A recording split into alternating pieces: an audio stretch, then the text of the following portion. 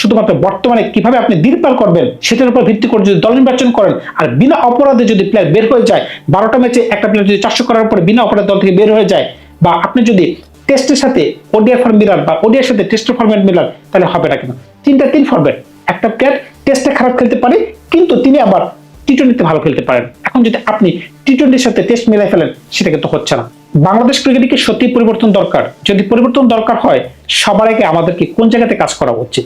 ধরে নেন বিশ্বকাপের মঞ্চে একটা গুরুত্বপূর্ণ খেলায় আমরা পরে ব্যাটিং করতেছি, যেখানে লাস্টের দিকে 40 বলে আমাদের 80 রানের প্রয়োজন, 5 উইকেট পড়ে গেছে, আমাদের 6 নাম্বার এমনকি 7 নাম্বার ব্যাটসম্যান আমাদের ক্রিজে আছে। তাইলে কোন দুইটা ব্যাটসম্যান ক্রিজে থাকলে আমরা বলতে পারবো যে আজকের ম্যাচে আমরা জয়লাভ করতে পারবো? ওই দুইটা ব্যাটসম্যানের নাম দয়া করে একটু কমেন্ট সেকশনে আপনারা লিখতে ভুলবেন না। আপনারা যদি খেয়াল করে দেখেন, সমগ্র বিশ্বে কিন্তু 5 উইকেট পড়ে যাওয়ার পরে বিধ্বংসী ব্যাটসম্যানরা কিন্তু ব্যাটিং করে। আপনি সেটা ইন্ডিয়া বলেন, সেটা অস্ট্রেলিয়া বলেন, সেটা নিউজিল্যান্ড বলেন, সেটা আফগানিস্তান বলেন, এমনকি আমাদের পার্শ্ববর্তী দেশ পাকিস্তান বলেন। তাহলে আমাদের দলে কোন দুইটা ব্যাটসম্যান থাকলে আমরা বলতে পারবো যে আমরা ভালো কিছু করতে পারবো? আমার ব্যক্তিগত মতামত যদি আপনারা নিতে চান, আমরা কিন্তু সাব্বির রহমানকে সুযোগ দিলেও দিতে পারতাম, এমনকি জাকের আলী অনেককে কি কারণে যে আমরা দল থেকে বের করে দিলাম সে প্রশ্ন উত্তর কিন্তু আমি বের করতে পারতেছি না। আপনি যদি খেয়াল করে দেখেন, তিনি মাত্র 12টা ম্যাচ খেলতে পারছেন, মাত্র 12টা ম্যাচের মাঝখানে তার এভারেজ হচ্ছে 40-এর উপরে, এমনকি তার স্ট্রাইক রেট 80-এর উপরে, এমনকি তিনি প্রায় 400 রান করতে পারছেন। 7 নম্বর পজিশনে ব্যাটিং করতে নাই না, প্রত্যেকটা দিনে তিনি স্ট্রাগল করে ব্যাটিং করতে পারছেন। একটা সময় কিন্তু মাহমুদুল্লাহ রিয়াদ ভালো ব্যাটিং করতে পারতেন 7 নম্বর পজিশনে, কিন্তু বর্তমানে আমাদের দলে কে আছে? এখন সবচেয়ে মজার বিষয় কি, আমরা কিন্তু এখন আমাদের বিশ্বকাপ খেলবো সাউথ আফ্রিকাতে, যেখানে পেস বোলার একটু ভালো সহযোগিতা পাইতে পারে। এটা কিন্তু আমাদের জন্য একটা শক্তি। কি কারণে শক্তি? আপনি খেয়াল করে দেখবেন, নাহিদ রানা বর্তমানে 150-এর উপর বোলিং করতে পারতেছে। সমগ্র বিশ্ব যদি তাকান, হাতে কোনো 3-4 জন বোলার খুঁজে পাবেন, এর মাঝখানে নাহিদ রানা 1 নম্বর হতে পারেন। এরপরে তাসকিন, মুস্তাফিজুর রহমান, শরীফুল ইসলাম, এমনকি এছাড়াও বেশ কয়েকজন বোলার কিন্তু পাইপলাইনে রয়েছেন। এটা কিন্তু এখন আমাদের জন্য স্ট্রেংথ, কিন্তু ব্যাটিংটা আমাদের জন্য একটু উইকনেস পরিণত হয়ে গেছে। কারণটা কি, টপ অর্ডার কিন্তু আমরা সাজাতে পারতেছি না, লোয়ার মিডল অর্ডার কিন্তু আমরা সাজাতে পারতেছি না। বাংলাদেশ দলে দীর্ঘ 4 বছর পরে মোসাদ্দেক আলী সৈকতকে জায়গা দেওয়া হয়েছে। কি কারণে জায়গা দেওয়া হয়েছে? কারণ কি, তিনি 6 নম্বর বা 7 নম্বর পজিশনে ভালো ব্যাটিং করতে পারেন, টুকটাক ব্যাটিং করতে পারেন, এমনকি তিনি অফ ব্রেক বল করতে পারেন।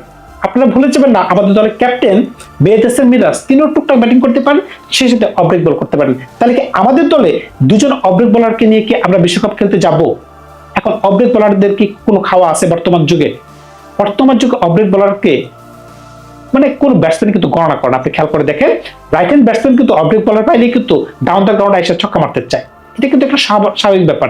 এটা যদি বাংলাদেশি ব্যাটসম্যান হয়, সেটা লিটন কুমার দাস হোক, সেটা তহিদ হৃদয় হোক, অফ ব্রেক বল পাইলে কিন্তু একদম চড়া হয়ে যায়। আর যদি বিধ্বংসী ব্যাটসম্যান হয়, সেটা হার্দিক পান্ডিয়া হয়, মার্কো স্টয়নিস হয়, তাহলে ওই ধরনের ব্যাটসম্যানরা কিন্তু মানে চোখ বন্ধ করে তাদেরকে ছক্কা মারার জন্য মরিয়া হয়ে থাকবে। তাহলে কি কারণে আমরা তাদের মতো বলারকে, দুইটা বলারকে নিয়ে আমরা বিশ্বকাপ খেলার স্বপ্ন দেখতেছি? সেটা কি আদৌ সম্ভব? এখন তিনি যদি আবার যুবরাজ সিং হইতেন, এমনকি সাকিব আল হাসান হইতেন, যারা কিনা 3 নম্বর বা 4 নম্বরে ব্যাটিং করতে পারতেন, তাহলে সমস্যা ছিল না। কারণটা কি, তিনি বোলিং করলেও করতেন, না করলে না করতেন। কিন্তু যখনই আপনি তাকে 7 নম্বর পজিশনে খেলাবেন, আপনার কিন্তু একটা প্রত্যাশা থাকবে যেন তিনি 3 থেকে 4 ওভার বা 5 ওভার যেন মিনিমাম বল করতে পারেন, তিনি যেন তার ভালো দিনে 10 ওভার বল করতে পারেন। এখন মোসাদ্দেক আলী সৈকতকে 10 ওভার বোলিং করতে পারবেন, সেটা আমি বলতে পারতেছি না। এটা একটা ভালো চয়েস না। অন্যদিকে আপনি যদি খেয়াল করে দেখেন, আমরা আফিফকে দল থেকে বের করে দিয়েছি, এটার পিছনে কারণ কি, পাকিস্তানের সাথে তার পারফরম্যান্স খারাপ ছিল, এখানে আমার কিছুই বলার নাই। কিন্তু মাহিদুল ইসলাম অঙ্কন, তিনি তো ভাই বেঞ্চে বসেছিলেন। একটা প্লেয়ার বেঞ্চে বসে আছে, তাকে আপনারা দল থেকে বের করে দিলেন কি অপরাধে? এখন নুরুল হাসান সোহানকে দলে ঢোকানো হয়েছে, তিনি একটা ভালো চয়েস হইতে পারেন 7 নম্বর পজিশনে অ্যাজ এ ব্যাটসম্যান, এটা আমি মানি, তবে তাকে সুযোগ দিতে হবে। এখন আপনি কয়জনকে সুযোগ দিবেন, এটাও একটা প্রশ্ন।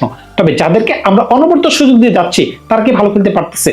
যেখানে সাইফ হাসান, তিনি যে কবে ভালো খেলতে পেরেছিলেন সেটা আমি ভুলে গেছি। কারণটা কি, যখন আমাদের টি-20 বিশ্বকাপটা খেলা হয় না, এর আগে কিন্তু আমরা একটা এশিয়া কাপ খেলেছিলাম, ওইখানে সর্বশেষ তার আমরা 1-2টা ইনিংস ভালো খেলা দেখতে পেরেছিলাম। এরপরে আমরা পাকিস্তানে গেলাম, পাকিস্তান আমাদের দেশে আসলো, তিনি কোথায় যে হারাই গেলেন আমি বুঝতে পারতেছি না। মনে পড়ে কি আপনাদের, সর্বশেষ যে পাকিস্তান আসলো কয়েকদিন আগে, তার একটা ম্যাচে 4 রান, একটা ম্যাচে 14 রান, একটা ম্যাচে তার 30 রান। আমি সাইফ হাসানের কথা বলতেছি।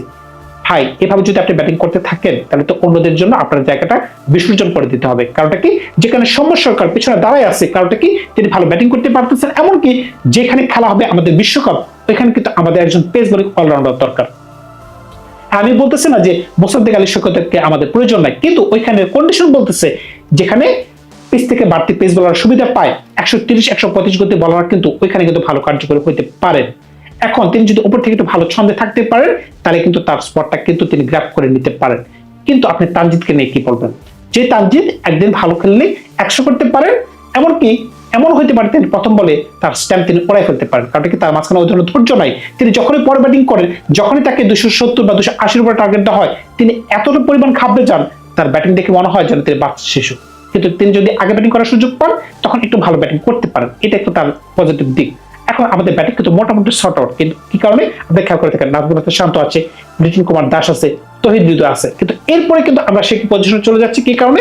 যখন আমাদের ক্যাপ্টেন মেহেদী হাসান মিরাজ টুকটুক করে খেলে, এমনকি যখন আপনি নতুন ব্যাটসম্যান হিসেবে আপনি যাকে সুযোগ দিবেন, সেটা হতে পারে আফিফ হোসেন, তিনি তো তাদের ছিটকে পড়ে গেছেন, কিংবা এই সিরিজে যদি আমরা সুযোগ দেই মোসাদ্দেক আলী সৈকতকে কিংবা নুরুল হাসান সোহানকে, তারা কি ভালো খেলতে পারবে? এখন মোসাদ্দেক আলী সৈকত 7 নম্বর পজিশনে কোন ধরনের স্ট্রাইকার, ওই বিষয়ে আমার যথেষ্ট পরিমাণ সন্দেহ আছে। আমাদের দলে কোনো ধরনের প্রতিযোগিতা নাই, তহিদ খেলবেই, কারণটা কি আমাদের দলে মিডল অর্ডার কোনো ব্যাটসম্যান নাই, একজনই আছে তহিদ, তাকে খেলাতেই হবে। আপনি যদি উপরে দেন